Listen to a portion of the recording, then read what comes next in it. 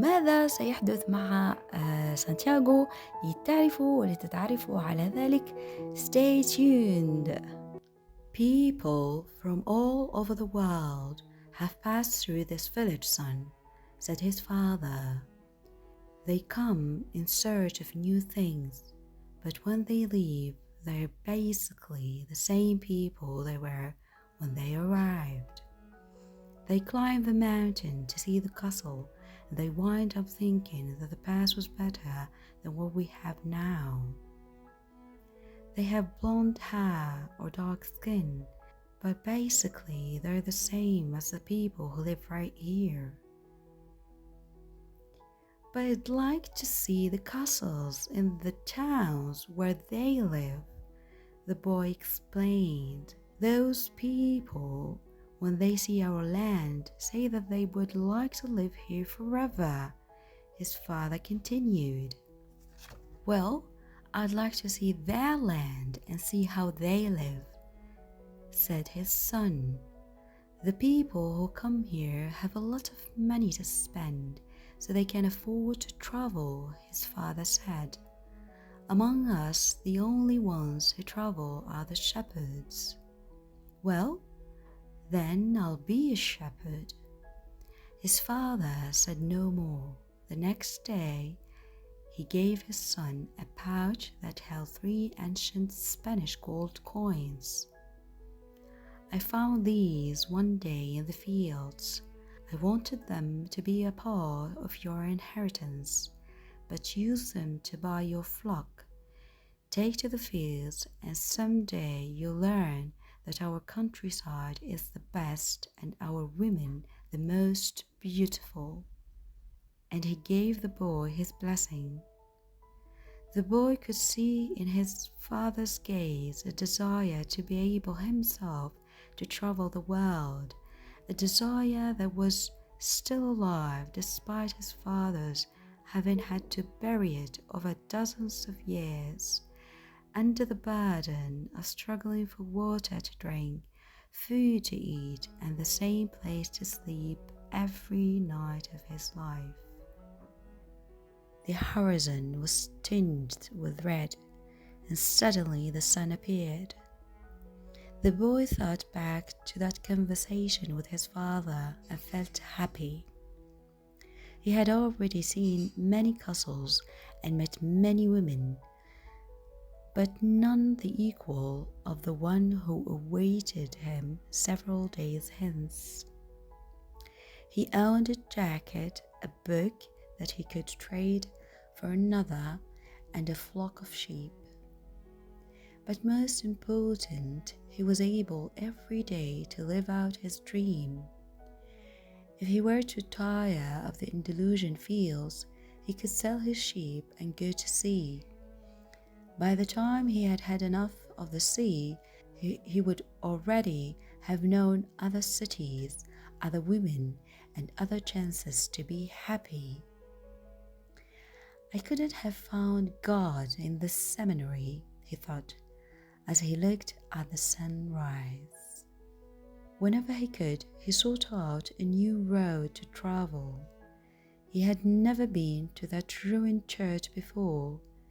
In spite of having traveled through those parts many times, the world was huge and inexhaustible. He had only to allow his sheep to set the road for a while, and he would discover other interesting things. The problem is that they don't even realize that they're walking a new road every day. They don't see that the fields are new and the seasons change. All they think about is food and water. Maybe we're all that way, the boy mused. Even me, I haven't thought of other women since I met the merchant's daughter.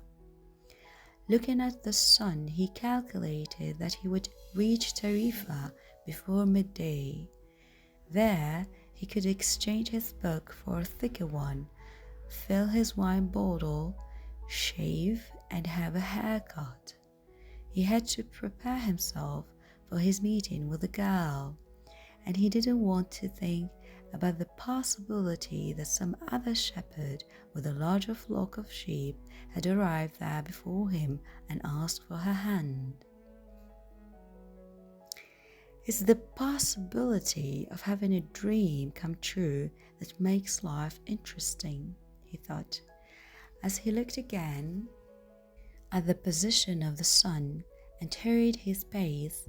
He had suddenly remembered that in Tarifa there was an old woman who interpreted dreams. The old woman led the boy to a room at the back of her house. It was separated from her living room by a curtain of colored beads. The room's furnishings consisted of a table, an image of the Sacred Heart of Jesus, and 2 chairs. The woman sat down and told him to be seated as well. Then she took both of his hands in hers and began quietly to pray. It sounded like a gypsy prayer. The boy had already had experience on the road with gypsies. They also traveled, but they have no flocks of sheep.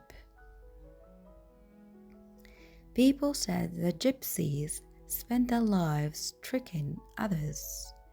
It was also said that they had a pact with the devil and that they kidnapped children and taken them away to their mysterious camps, make them their slaves.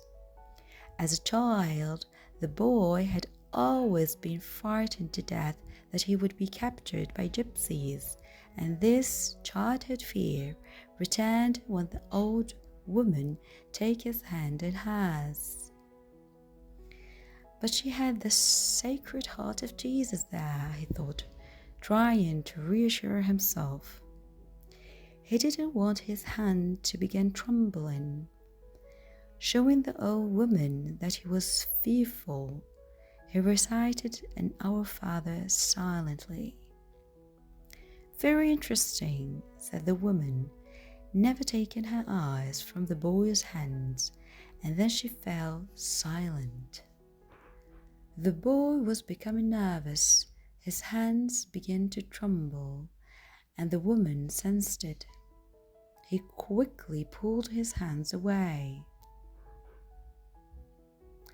I didn't come here to have you read my poem, he said, already regretting having come.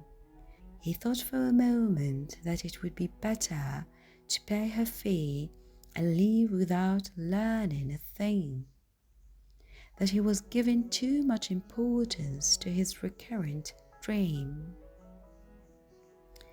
You came so that you could learn about your dreams, said the old woman, and dreams are the language of God.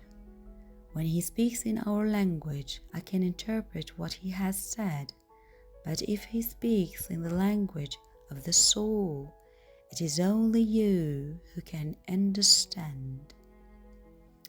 But whichever it is, I'm going to charge you for the consultation. Another trick, the boy thought, but he decided to take a chance. A shepherd always takes his chances with wolves and with drought, and that's what makes a shepherd's life exciting. I have had the same dream twice, he said. I dreamed that I was in a field with my sheep, when a child appeared and began to play with the animals. I don't like people to do that, because the sheep are afraid of strangers. But children always seem to be able to play with them without frightening them. I don't know why. I don't know how animals know the age of human beings. Tell me more about your dream, said the woman. I have to get back to my cooking, and since you don't have much money, I can't give you a lot of time. والآن إلى الملخص. قال الأب لولده: لقد مر على هذه القرية العديد من الناس، جاءوا بغرض اكتشاف أشياء جديدة، ولكنهم عادوا كما جاءوا، لم يتغير فيهم شيء، وباختلاف ألوانهم وأشكالهم هم في النهاية ليسوا مختلفين عن الأناس الذين يعيشون هنا. فعقب سانتياغو وقال: ولكن أريد أن أرى القصور في الأماكن التي يعيشون بها.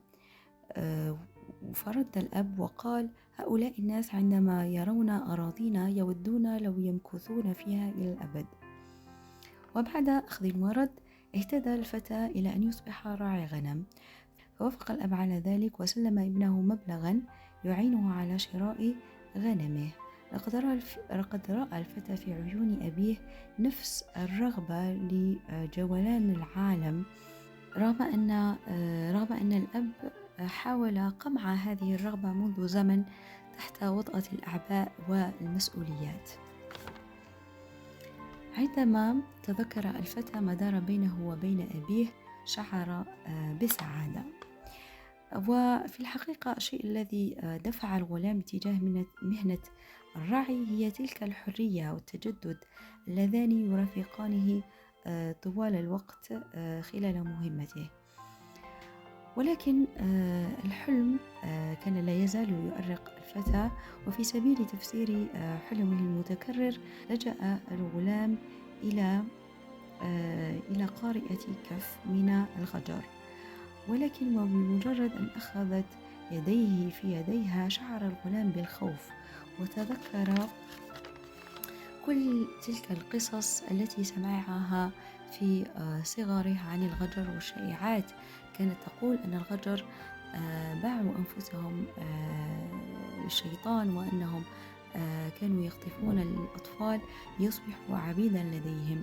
فسحب يديه وأراد الانصراف، فقالت قارئة الكف: الأحلام هي لغة الآلهة. عندما تتحدث بلغتنا أستطيع أن أترجم لك الحلم، ولكن إن هي تحدثت بلغة الروح أنت الوحيد الذي يمكنك فهمها. روى الغلام حلمه للعجوز، وكان حلمه أن طفلا اقترب من أغنامه وأخذ يلعب معها دون أن تخاف منه، وهذا ما استغرب له الغلام، فعادة أغنامه تشعر بالخوف من الغرباء. كان هذا أصدقائي ملخص هذا الفيديو. Until I see you next time, take care and bye bye.